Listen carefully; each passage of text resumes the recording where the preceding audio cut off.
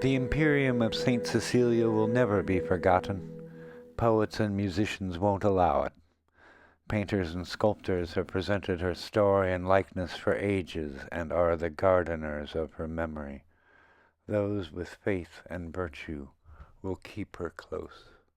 The origins of music are still debated by musicologists and historians. What came first, words, voice, or song? Was music logogenic, expressive of speech, or pathogenic, an emotive expression of the psyche or soul? I imagine the issue will never be resolved. As Emerson claims, man is a stream whose source is hidden. Perhaps the power of music will, in the course of things, find its way back there. In considering Saint Cecilia, Cecilia of Rome, the Virgin Martyr and patroness of music and musicians in the Catholic Church, one thing seems clear. Music is a spiritual mode of being, and the musician is a mean, an intermediary, the intervening creator of a language granting communication with the heavens and the divine. Music is an agent of salvation. The story is well known, included in the first amphora, in the Roman rite of Mass. Having given a vow of virginity, she is yet forced by her parents to marry. During the wedding ceremony, as an expression of faith and resolve, Cecilia sang in her heart to God to keep her vow. Later, her husband Valerian, seeing the angel of the Lord watching over his bride, crowning her with a wreath made from lilies and roses, acknowledged the truth of her faith, and for this the family were all martyred. But like her very body, which could not be defiled or destroyed by the emperor's sword, Cecilia's song lived on. It lives on in the vibrating medium of a Pythagorean ether that permeates all space, all time. Recognized and celebrated as a saint from the time of her death, Cecilia's musical legend is a phenomenon indebted to the modern age, and may be a result of a mistranslation of the Book of Acts. Her feast day was established in the 4th century. The church in Trastevere, a century later, then rebuilt in the 9th century to house the relics of Cecilia and her family, appearing much like we see it today. The oldest representations of the saint were not musical, but dedicated to her martyrdom. Some show her in prayer. Representation as musician begins in the early modern period, during the 14th century, and then was propelled when Cecilia was made patroness of the newly formed Academy of Music in Rome in 1584. As a sacred image within the boundaries of the church, the image of Saint Cecilia and her iconography as musician was perhaps slow to develop. The church was just starting to incorporate more complex and varied forms of music into its liturgy in the 15th and 16th centuries. Pope Leo X disapproved of instrumental music in the church. This is perhaps the reason Raphael shows her looking to the heavens, throwing off the instruments of performance, which are depicted broken at her feet.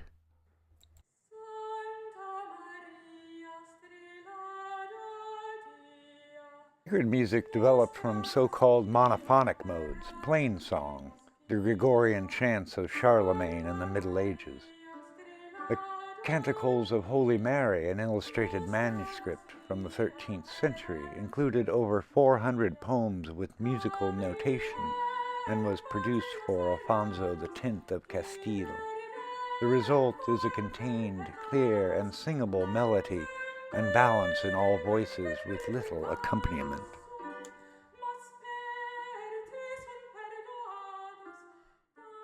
As the popularity of music grew outside of the church, witnessed in the increasing number of traveling groups of musicians, an international style came into being.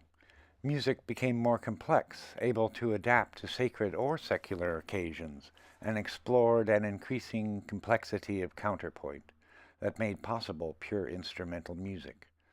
The musical forms of polyphony were developed and were voiced, as a type of organum, that is to say, in vocal harmony, in church services throughout Europe.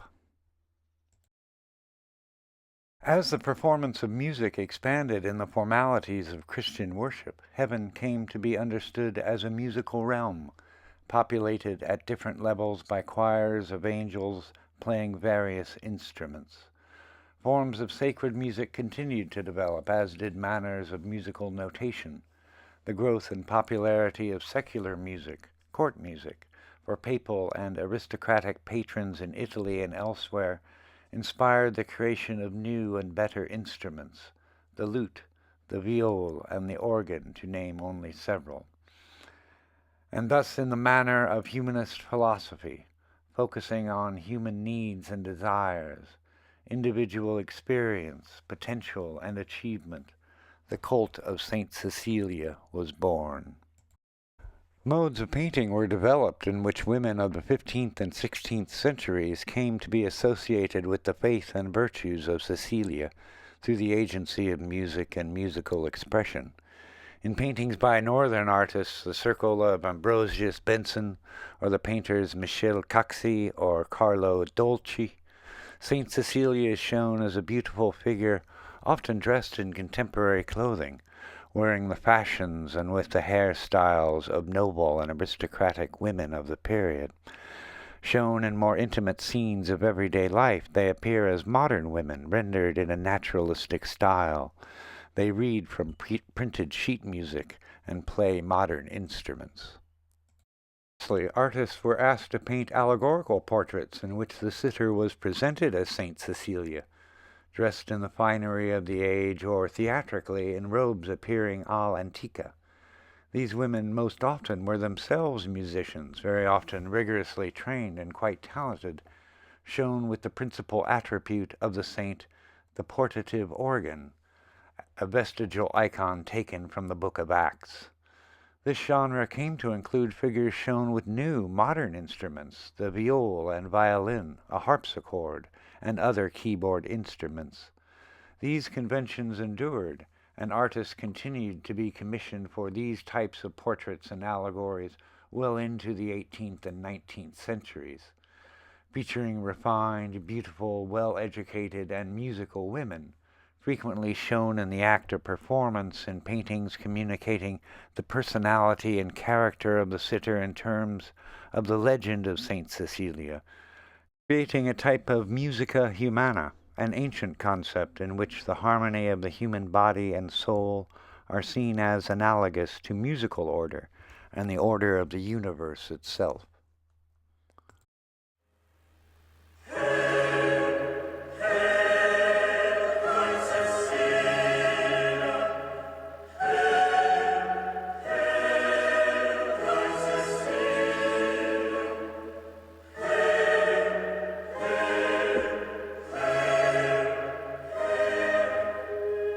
By the middle of the 16th century, several highly diverse regional musical styles and trends had developed. While taste and orthodoxy favored returning to simplicity in sacred music, church music, secular music became more active, dynamic, and complex, leading to full-blown tonal music and more complete orchestration. Composed in 1692 for Saint Cecilia's Day, Henry Purcell's Ode to Saint Cecilia was one of many written by Purcell dedicated to the saint. This piece was arranged for a poem based on John Dryden's A Song for Saint Cecilia, dated to 1687. Dryden's poem explores the nature of the art of music, the transformative power of music as a force which can lift the soul, inspire faith, and comfort the mind and body. Particular qualities of music associated with specific instruments are treated, and thus the poem makes known aspects of musical theory of the age, designating the different instruments and their sonants with different emotional states of being.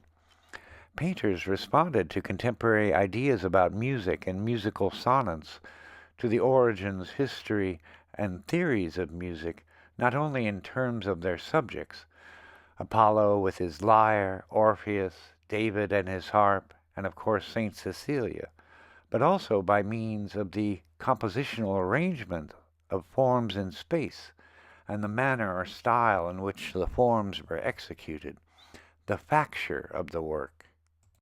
Looking again at Giovanni Francesco Romanelli's Saint Cecilia from the 17th century, we see the saint presented as a modern Italian woman dressed all'antica, with a vibrant and beautiful blue robe over a lighter cream-colored dress. She has turned from her organ and with a gesture of humility faces the figure of an angel who has arrived on a cloud extending a laurel crown of lilies and roses. The iconography identifies the figures and the moment presented. These forms are silhouetted against a darkened background, giving the picture a universal, timeless context, appropriate to the subject of Saint Cecilia and, importantly, to the theme of music itself, its power and spiritual agency. The arrangement of forms is a key component in understanding the musicality of the work. The figures establish diagonal elements in the composition, moving from bottom right to top left, which are seen to contrast with the pipes of the organ, a vertical element that helps frame the scene. The diagonal movement of form is especially evident in the figure of the angel, with his elevated and outreaching arm, moving toward and over the figure of Cecilia, who leans slightly back. The gaze of the figures presents another diagonal, crossing the first, moving from left to right, and is strengthened by the configuration of their arms. Cecilia's right arm creates a visual correspondence with the left arm of the angel.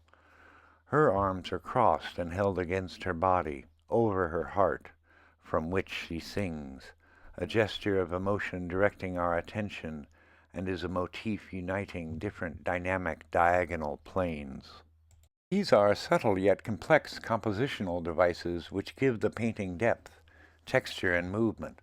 They are expressive of the musical moment and theme of music as a form of spiritual reverie.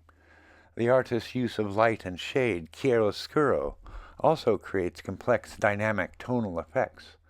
Light comes from above, from the viewer's right, highlighting the face and body of the saint, while raking across the figure of the angel, creating highlights and deep shadows. The features are modeled and convey the artist's interest in presenting naturalistic forms and figures in keeping with humanist ideas and ideals, emphasizing the real, observable, concrete experience of the world. Our eyes are drawn to the blue robe worn by Cecilia, a highlight of brilliant color in the painting, a sign of royalty. It can not but be an allusion to the intense musical modulation in the artist's effort to emulate the forms of musical expression. An emotionally dramatic and visually dynamic painting for the moment depicted, the crowning of the saint and her deification. The work is an example of the art of the Baroque period, with its contrasting elements, rich colors and textures, its subtle yet powerful physical action and emotional drama.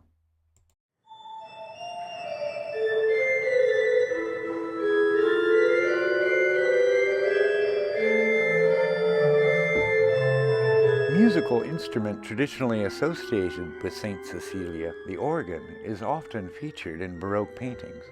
In Orazio Gentileschi's Saint Cecilia, now seen, the organ has been given emphasis through its dynamic presentation, a foreshortened element creating depth to the picture, which also thrusts upward. The metal pipes are presented as a brilliant, sharply illuminated and reflective form.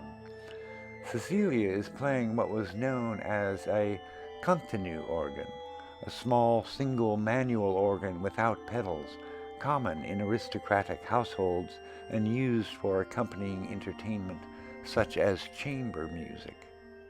Again, we see a youthful, beautiful, modern figure, in this instance clothed in a fashionable household dress of the period. Shown in the act of playing, sheet music is held by an admiring figure of the winged angel.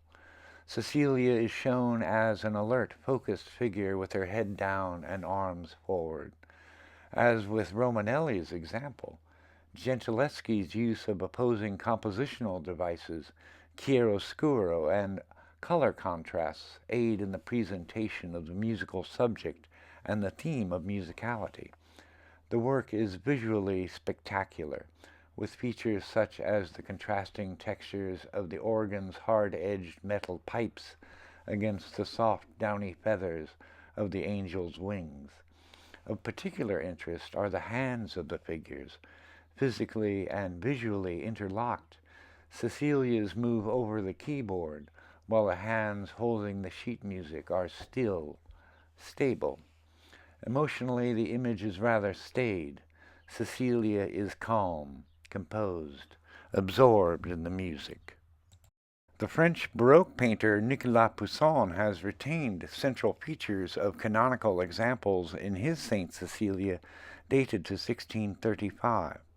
In keeping with the precepts of the French academic tradition, Cecilia is presented in the context of the civilization of ancient Rome.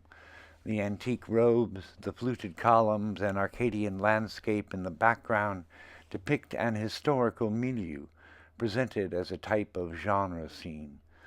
Poussin has further animated the composition by means of the theatrical device of pulling back the curtain, which appears as a large red and saturated element occupying much of the composition.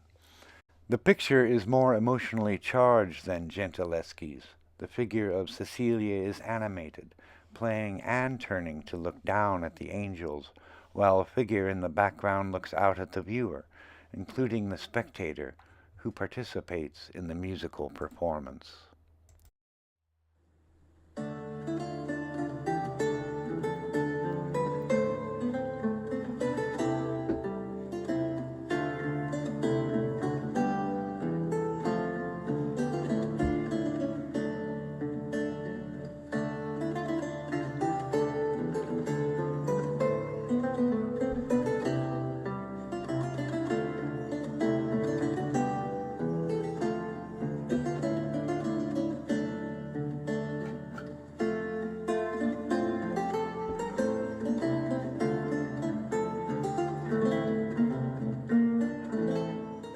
Images of Cecilia shown not with an organ, but with other instruments, the viol, the violin, the lute, or the lira da braccio, a bowed stringed instrument used by Italian poets and musicians, should perhaps be considered as a distinct category of devotional imagery, presenting the saint directly within the environment of modern music and developing musical traditions.